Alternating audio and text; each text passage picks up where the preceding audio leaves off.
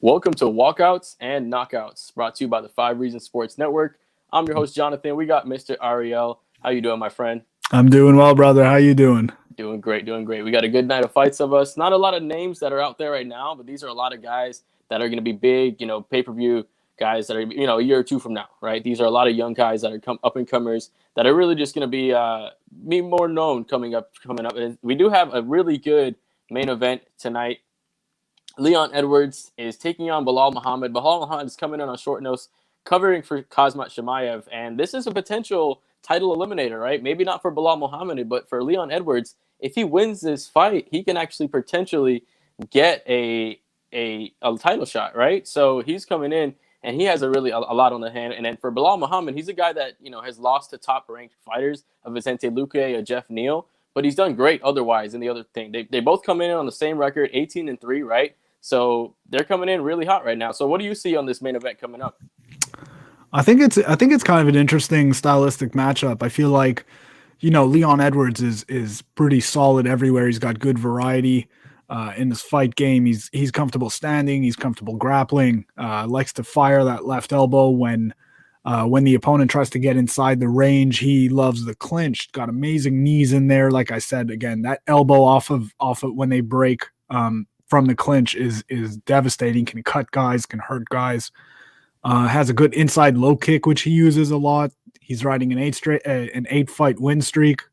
And I thought that, that Cowboy fight was really like a coming out party of sorts for him, where he really asserted himself as being a legitimate contender in the division. As for Belal Muhammad, he's aggressive, comes forward, initiates exchanges, high pressure. You don't get a chance to breathe when you're fighting Belal Muhammad. Landed something like 130 significant strikes in the Diego Lima fight.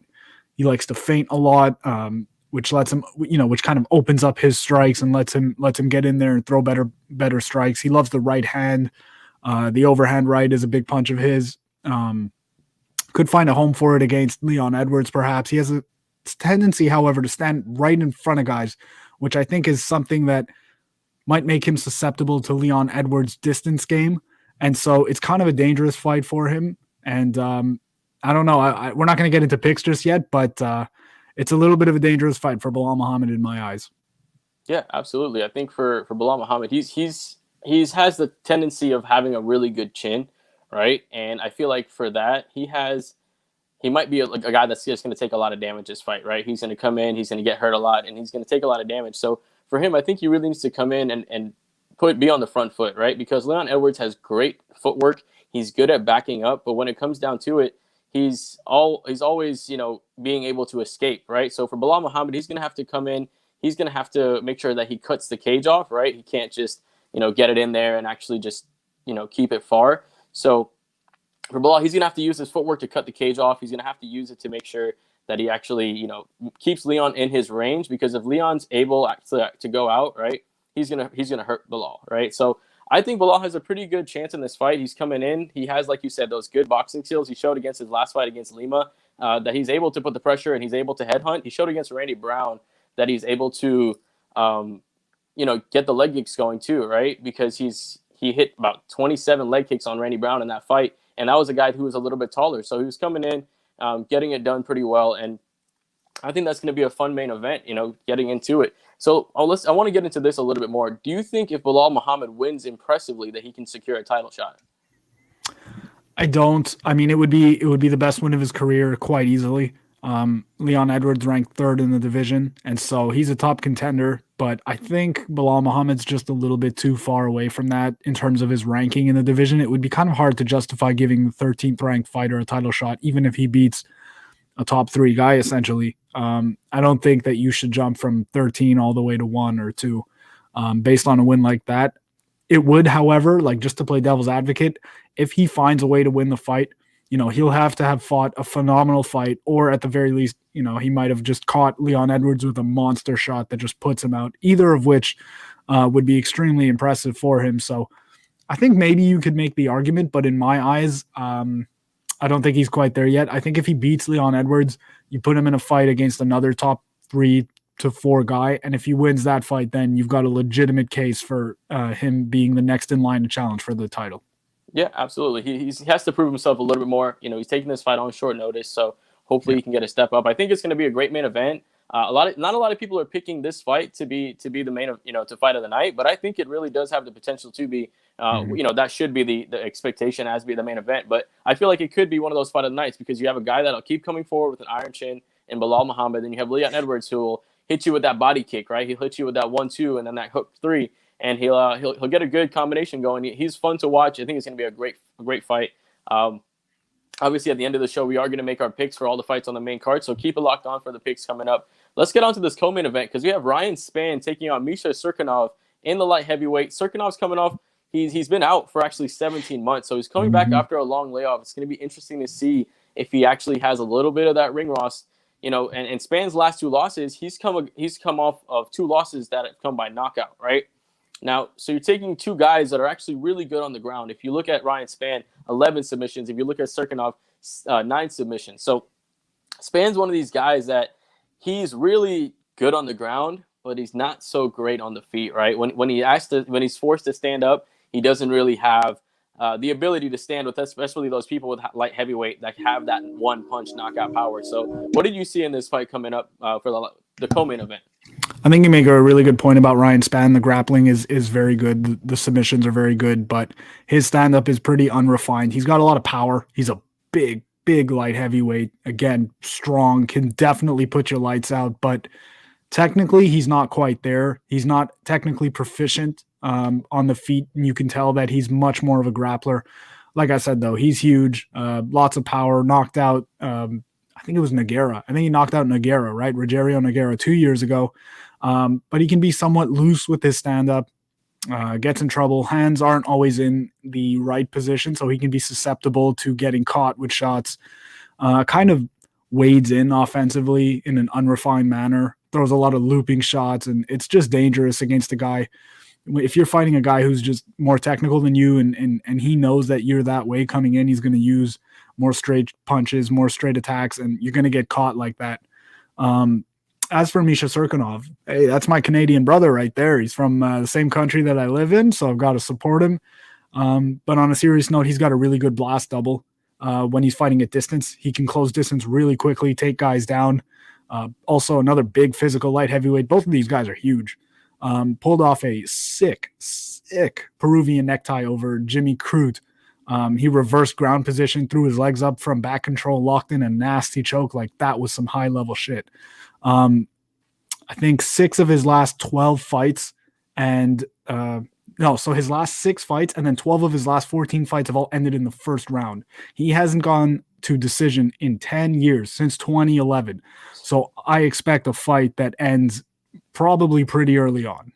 Yeah, I can see that happening. I mean, if you look at his grappling statistics, just him compared to the average, 4.5 takedowns per 15 minutes is a lot, right? It's Yep. a lot. And that's a Khabib-esque type number because that means you're getting guys on the ground over and over again. And this light heavyweight division, that means you're making guys tired, right? You're making guys have to use a lot of energy to get back up. On top of that, 2.4 submissions attempted per 15 minutes. And these are the attempts that get close. So you're getting at least one submission attempt around. And if you think about it, most of the time when you're, stuck in guard or you're getting in half guard, you might try a head and arm, you might try to go for a guillotine, but you're not going to really get a great submission attempt off. But he's getting good looks at real threatening submissions and getting into, getting these submission, like you said, these submission wins. Hasn't gone to a decision in such a long time. That's why he hasn't been going to decision because you have to take a little bit of a risk to get these submissions off, right? But he does it so well. He knows how to manage the risk. So it's going to be, like you said, it's going to be a really fun fight. I don't see this one going to the cards. I think this is going to be one where we see who's more dominant very early, right? So that's going to be a fun fight. Dan Ige versus Gavin Tucker. This is the sleeper fight on the card, right? This is the fight that might be fight of the night. Main reason why both of these guys have rock solid hands. Both these guys have never been finished, right? So they're coming in and they're gonna just go ahead and war it out. So right now, they're coming in fighting at 145 pounds. These are guys that are pretty stout for 145 pounds, right? 5'7" and 5'7.5", right? You look at Max Holloway, a little bit taller. When Connor was in there, 5'8", a little bit more, but they're stout guys and they're really built solid. And they have a pretty fun. It's going to be a pretty fun exchange. You look at the reach advantage for Ige, 71 inches. Ige coming off that loss against Calvin Kattar, right? That was a good fight. He did take a little bit of Yep. damage, but that was a really, really fun fight as well. So let's get into that fight because that's probably going to be fight of the night. If unless one of these other sleeper fights happen. What do you see from these two guys getting into the fight? I totally agree with you. That's my pick for fight of the night as well. Probably the fight I'm most excited for, along with the main event. Ige is just a solid all-around fighter. Really solid left hook from the orthodox stance. He, like you'd mentioned, struggled in the Calvin Kattar fight a little bit, but that was a really good fight. I think he struggled with the length and the reach of Calvin Kattar. He's just a bigger dude. Had a really good scrap against Barboza. Did a good job of kind of crowding Edson Barboza, controlling the pace of that fight. His last 3 fights, he lost the unanimous decision to Kattar. He had 2 wins, both by split decision over Edson Barboza and Mirsad Bektic. But those fights were close. Like, those were all close fights. So I think he's a pretty high level fighter. I believe he's ranked. What is he ranked? Ninth in the division, something like that. He's 9th in the division. He's right 9th, right? Mm-hmm. Gavin Tucker, correct me if I'm wrong, is also unranked. Am I correct on that? Yep. That's kind of crazy to me. It speaks to the depth of the division because Gavin Tucker is a good fighter. He's a powerful dude, technical on the feet, puts combos together really, really well. Solid defensive, boxing. Just his all-around defense on the feet is very good. Seems like he's got a really strong Muay Thai base, hard left kick from the southpaw stance. Uses his left teep from the southpaw stance to control distance and really dictate where the fight goes. Really good trips, throws from the clinch. Studies his opponents heavy. He's very prepared when he comes into fights. I think this is an exciting fight. I'm really, really looking forward to it. I think this one, I can't put my finger on if it goes a distance or not, but I expect a high level fight, which I kind of feel like is going to take place mostly on the feet and should be an exciting one. Yeah, I agree. I mean, if you look at, the last couple of fights, like we talked about, I don't think this one's going to be a finish, right? Because I think these are two guys that are just really too tough to be finished because they both have never been finished. And if you look at the fight against Kattar, Ige was kind of getting smashed in that fight, right? He was kind of getting hurt, but he refused to go away. And if you look at the fight as far as, an unranked versus a ranked guy, right now, the younger guy is the ranked guy. Dan Ige is only 29, ranked number 9, right? And you have the senior 34-year-old coming in, Gavin Tucker. He has less fights, and he's coming in as kind of like the senior versus the freshman. We kind of saw how that worked out last time, right? The freshman came to play, and Max Holloway got that win over Calvin Kattar. Mm-hmm. But this time, I think this is going to be a time where we see this unranked guy. He's really good. I feel like he has a big advantage on the ground, right? He has 4 wins by rear naked choke, so he's getting opponents' backs in a lot of times, right? So I feel in this fight, we might see a little bit more of a ground game than we expect because as far as the takedown defense, if you look at it, 59 and 53% respectively, right? And both guys get 1 for takedown for Gavin Tucker or for Dan Ige, 3 for Gavin Tucker, yeah. So you're gonna see a little more give and play. Both these guys are BJJ black belts, right? Both these guys are pretty proficient on the ground, but I can see Gavin Tucker really just coming in. He's undefeated against guys of orthodox stance, which is a pretty interesting fact, right? So he's coming in undefeated against guys against orthodox stance. So I think we might see a new guy enter that that contendership. Anything else to add on that fight? No, I think we covered it pretty well. It's a really good fight. I'm really, that's like I said, that one and the main event are the 2 fights I'm most looking forward to. I'm really high on Gavin Tucker. Yeah, I think he could be a threat. I mean, with these lighter divisions, right? They don't have as long of a period of time because they don't have that power that can really carry them over.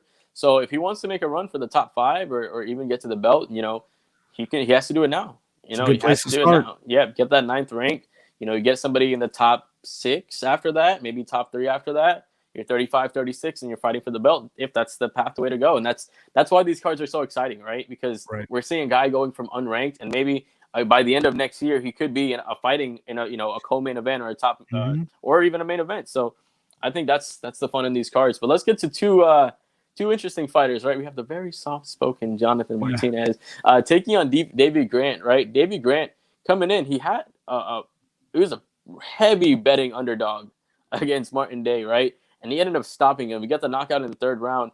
But he was, like we said, he was a heavy underdog. So I feel like this is the fight where, he's pretty good on the ground. We saw his boxing kind of come a little bit more in that last fight. But Johnathan Martinez is one of these young prospects that you probably expect to be, top 15, or by, whether it's 135 or 145, whichever division He can make weight because he has had a little bit of trouble before.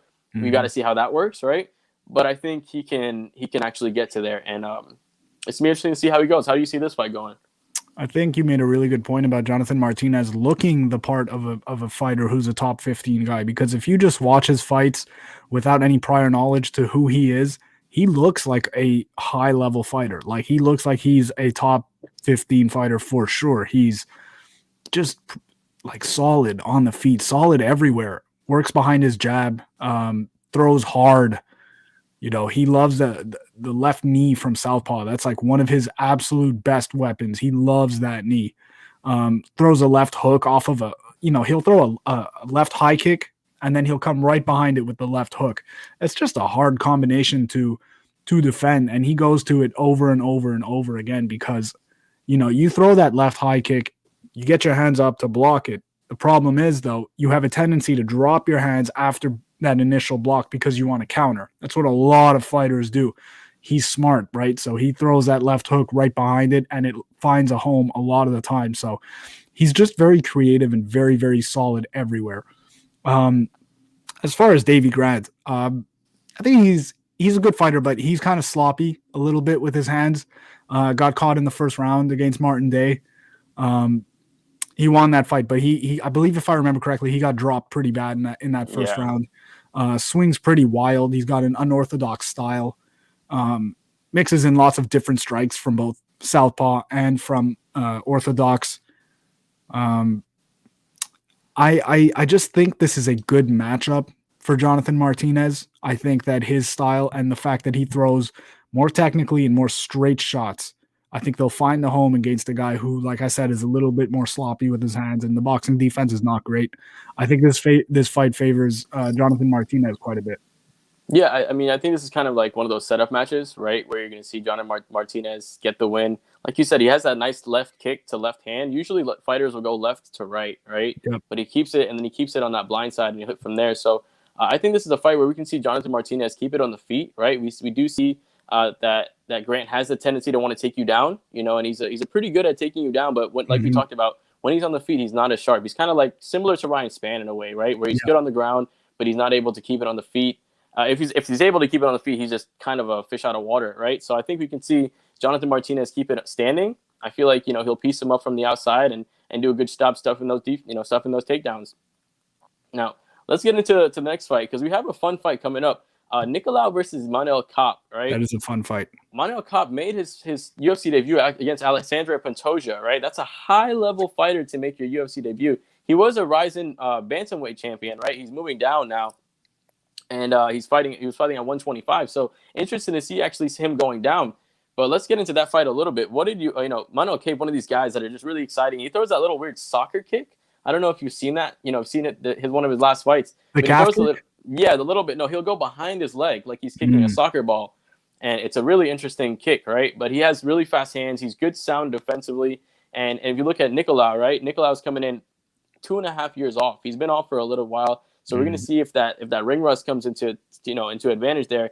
But he's a guy that likes to come forward too, right? He's a guy that's really good at throwing it out, but he'll take a little bit more as well, right? He'll take a little bit more damage than Cop. Cop will come in and he'll bounce around a little bit more and try to look for his shots. He does have a little more knockout power. How do you see this one going down? I see that in this fight, I'm planning on not blinking because these dudes are so fast. Both of them having tremendous speed, both in their hands, and they're just all around athletic ability. These dudes are fast as hell. Manila Cop, like I said, really good speed, good pop in his hands. Needs to be active though. Sometimes he goes through stretches where he just kind of, I don't want to say coasts through fights, but he has the ability to be a higher output fighter. And he's technically, he's very, very quick. So if he combined that with a higher output level, I think he would be a little bit more effective. We saw that as being one of the downfalls in the fight against Alexandre Pantoja. I like the showboating, though. I'm drawn to showboating fighters. I loved Anderson Silva. We're Izzy Adesanya guys over here on this show. I like Manila Cop for similar reasons. I enjoy when fighters bring that extra flair to the fight, and I think that it works against a lot of guys. It'll get in a lot of dudes' heads, and so that's something that Manila Cop does a lot. So we like that. As far as Mateus Nickelow, Good hand speed as well, solid stand up, just, just good all around. Got a lot of good strikes that he goes to and he throws with purpose. Decent takedowns, good all around fighter. I kind of think that Manila Cop has the overall speed advantage, though both guys are very, very fast. And so this is, I don't know if somebody gets, if somebody gets knocked out or not, but it's going to be an entertaining fight just by virtue of the sheer speed that both of these fighters have and the style of fight that they like to fight.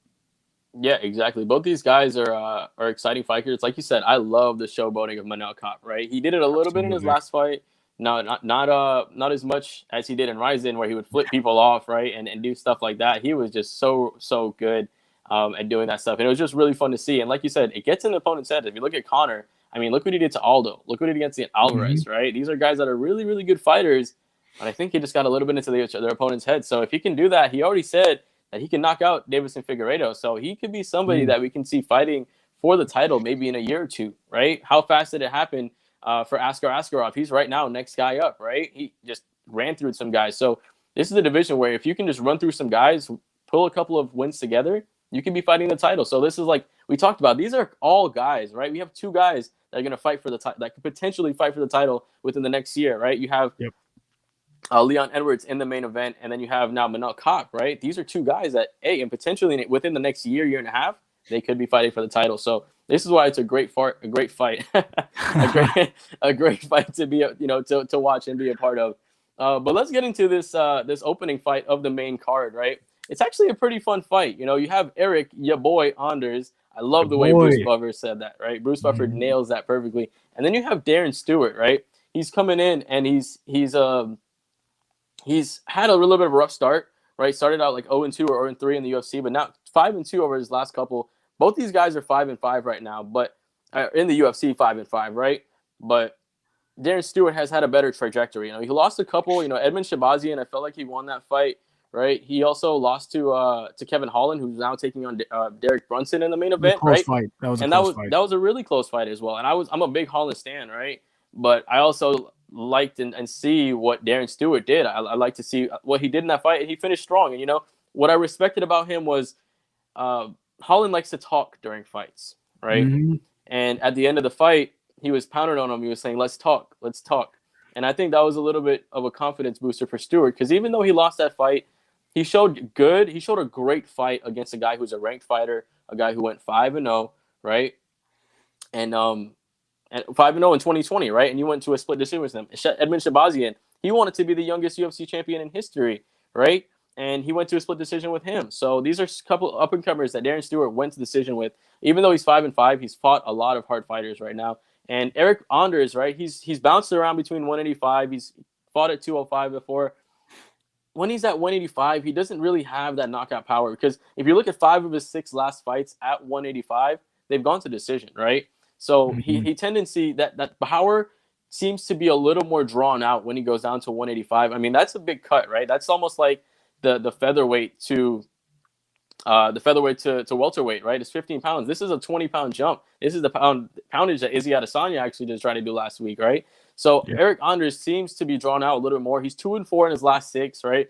He's a guy that has that knockout power. That's what brought him to the UFC when he was on the regional scene, was he was knocking people out, right? He played football. He has that athletic ability. He has that athletic build, but he just hasn't seemed to put it together, right? He just hasn't put it together yet. And for Darren Stewart, I think he put it together a little bit more, and he's becoming a little bit better. So how do you see this fight going down, and what do you think is going to be happen? I think that Eric Anders, while in theory is a prototypical just beast bruiser of a light heavyweight, I kind of don't know. It's he's got solid power. He looks like he hits hard as hell. He's an okay grappler.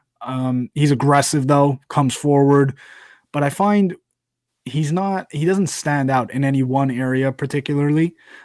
He's pretty mechanical with his striking. It looks unnatural to him. And so I think that's kind of dangerous for him in a fight against a guy like Darren Stewart, who's, quite a bit more of a fast twitch type of athlete. He's got decent hand speed, good takedown from the clinch, good ground and pound, nasty guillotine. That's one of his favorite submissions. He's got a couple wins via guillotine. And so I think if he's I think he can kind of win this fight wherever it goes. If it's a stand-up fight, I think he's got the advantage in that he's quicker, like I said, um, and that he can probably get to Eric Anders more frequently than Eric Anders can get to him. And that if it doesn't go his way on the feet, he can take the fight to the ground and work some of his submissions. I think his grappling is at a pretty good level where he can be pretty successful regardless of where this fight takes place. I'm excited for it. I've got a feeling we're going to get a finish in this one. But yeah, I do think it does favor Darren Stewart in my eyes. Yeah, I mean, Darren Stewart, he's a guy that's, he's also good in the clinch, right? He'll take you to the fence and he'll hold you up against there. He's good at getting those underhooks. Like you said, he's good at taking you down. He's a really good, well-rounded fighter who's come into his own. He has heavy strikes. He has those good looping shots. And Anders doesn't really have the best head movement, right? He just kind of keeps that shell up high. So it can be one of those times where he can just swing around that guard and really hit Anders. So that's a great fight to actually start by getting into our picks, right? Yep. Five. Okay, go ahead. Five good cards. Let's start with this card and we'll work our way up to the main event. Eric Anders versus Darren Stewart. Right now, I think they're about even money. I think Darren Stewart is the slight favorite, right? Who do you feel is going to win this fight? I'm going to go with Darren Stewart. If anyone couldn't tell from the way that I was describing that fight, I think he's got more advantages regardless of where the fight takes place, and so I'm going to go with Darren Stewart. Yeah, I think he's going to be able to outlast him, right? I think the explosive power of Anders is going to come out early. He's going to try to get that knockout, but if he's unable to get it, or if Darren Stewart gets the clinch going, it's going to be a long night for Eric Anders. But let's get into this the next fight. This is a fight that actually could be one of those fights that could be a fight of the night as well. Manila Cop, right, versus Matthias Nickelow. Basically a pick'em right now. It's basically a pick'em, right? How do you see that one going now? Who do you think's going to win that one? It's kind of a close fight. I think Manila Cop. When I look at two fighters whom I think match up pretty well with each other and have a lot of strengths and weaknesses in the same areas, I ask myself, who do I think has the better A game? And to me, I think Manila Cop has the better A game. So I'm going to go with Manila Cop. Yeah, I think that's a good choice. I'm going to actually go with Nickelow, right? I think he's going to be able to try to get him to the ground a little bit more, right? Maybe do something like that and just change up the game plan. Because if you watch him, right, Cop loses when he gets taken down as well. He is pretty offensive off of his back, right? And he throws some good elbows. He does some good stuff off his back. Right. But when he loses the fight is when he's being controlled on the ground because, a lot of fighters will try to be offensive off your back, but it doesn't show well to the judges, right? So I feel like this is a fight where we can see Nickelow take him to the ground, control him just for a round or two, and maybe have Cop just bouncing around, thinking too much again, and not wanting to engage because he's afraid of the ground game, kind of like Alexander Pantoja. So I'm going to take Nickelow on that one. I think Cop does have a great chance of winning that fight, but I just have a little feeling about Nickelow on this one. And now let's get into the next one. Johnathan Martinez, pretty heavy favorite, about minus 300, taking on the plus 275 Davey Grant. I think Martinez is going to get this fight. I think he's going to be able to get a finish. Not going to be a one-punch knockout power, but he's going to be able to loop some shots in there, right? Knock him down and then finish him once he gets to the ground. How do you see this one going? I'm right there with you. I think Johnathan Martinez generally controls this fight more or less wherever it goes. I think he wears down Davey Grant, lands a lot of shots, and then probably finishes him somewhere later in the fight. So I'm going to go with Martinez. Yeah, Martinez probably going to get TKO probably around second round. We saw in the last fight, Grant got dropped early, so that could even happen again first round. So let's get into this potential fight of the night. Dan Ige versus Gavin Tucker. Where do you see this one going? How do you feel about this one? Because I think Gavin Tucker might be able to pull this one off. I think he's going to be able to pull a little bit of an upset on for Dan Ige, a guy who's been improving and showing good fights, had that 5-round experience, right? But I think there's something special about Gavin Tucker, and I think his experience, his age, right, knowing to put like we talked about in the last fight, putting the mental with the physical, that's going to come into play, and that's going to have him getting to win this fight. How do you feel like this one's going to go? I feel like Gavin Tucker, though he is at a little bit of what you would feel like is an advanced age, it's more so the case in sports like basketball and football and whatnot. In MMA, being in your early mid 30s that's a lot of the time, that's when a lot of fighters peak. It kind of depends on the fighter. I feel like this is one of those cases. This is a really fun fight, really interesting. Two really good fighters whom I think could absolutely vault themselves into title contention with another win or two. And so I'm going to go with Gavin Tucker. I'm with you right there. I think there's something there for real. And I think this is the fight where he really starts to assert himself and show everybody that, hey, I'm here and I'm ready to make a run for the title. Yeah, I mean, it's going to be a fun one if he's able to get that spot. Like we said, he'd be a year away from having a shot at Max Holloway, Brian Ortega, one of these guys, right? One of these Mhm. guys, Alexander Volkanovski, if he's able to keep that title, because that's the fight that's coming up too. Volkanovski taking on Ortega. What is that? 2 weeks from now, It's a and fun. that's a great fight because Ortega looks great coming off Yeah. of that layoff.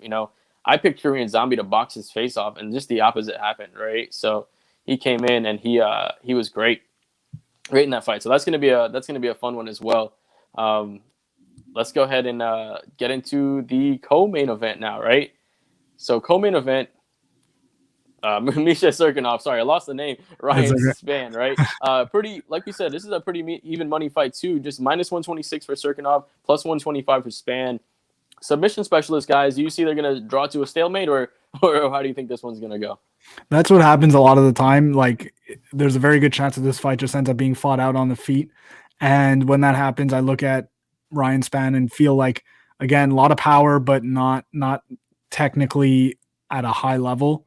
And so I think Misha Serkinov's a little bit better on the feet. I think he's got a slight grappling advantage as well. They're very close though in both areas. I'm going to go with my Canadian brother Misha Serkinov.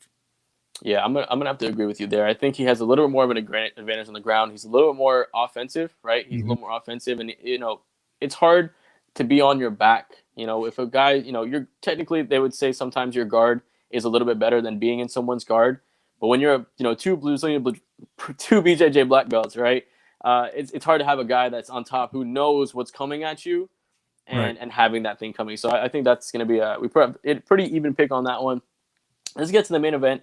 I don't feel like this main event is the odds should be this high, right? Because Belal Muhammad has the ability to take you down, right? And if he does, then it's going to be a hard night for Leon Edwards, right? So that's always the fear with these fights because Leon Edwards has good grappling as well. He is also able to take you down, but he doesn't really use his offensive wrestling as much, right? He uses defense. We saw against RDA. He used Mhm. that defensive wrestling. He has really good defensive wrestling, and he's also able to take you down. But I feel like Belal implements that a little bit more in part of his game plan, right? So this should be a little bit closer right now. Belal's a plus 245. Leon Edwards is a minus 260.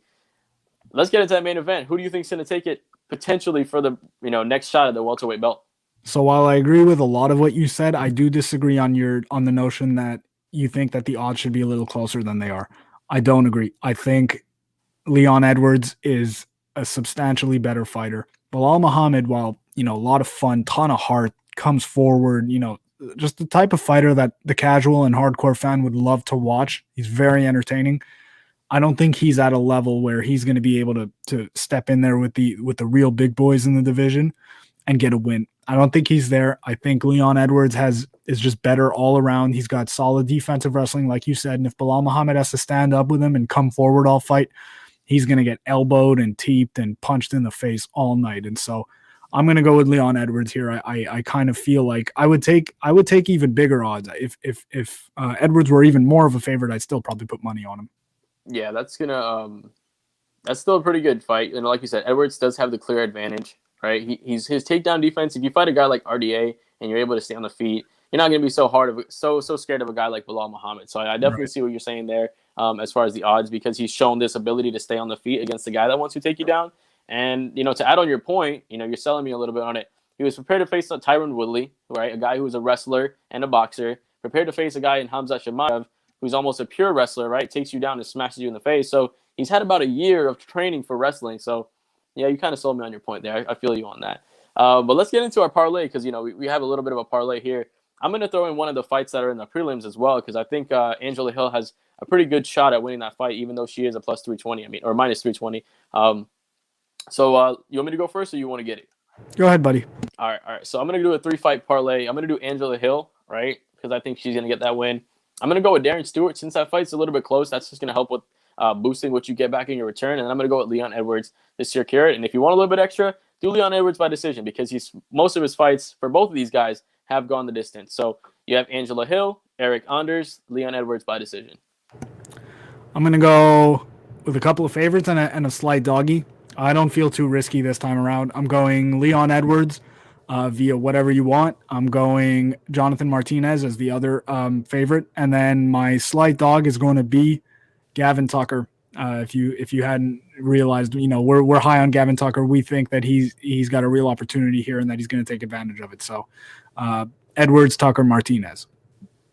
Yeah, I mean, think about those three names right there. Those are three guys that could be fighting to the belt within the next 2 years, right? Maybe a little bit longer for Johnathan Martinez. But if Gavin Tucker wins this fight, he can fight for the belt next year, right? Because potentially he puts himself there. Leon Edwards, Dana White already said if he wins impressively, he's the next guy getting the shot. So that's all you got to say. So if he does end up not going to distance, right, ends up knocking out Belal Muhammad, I think he's the next guy to get a shot because maybe you want to run the Jorge Masvidal just because that's a money fight. You can set up the Ultimate Fighter around it, do something nice around that, right? But the guy who's going to be most deserving would probably be Leon Edwards.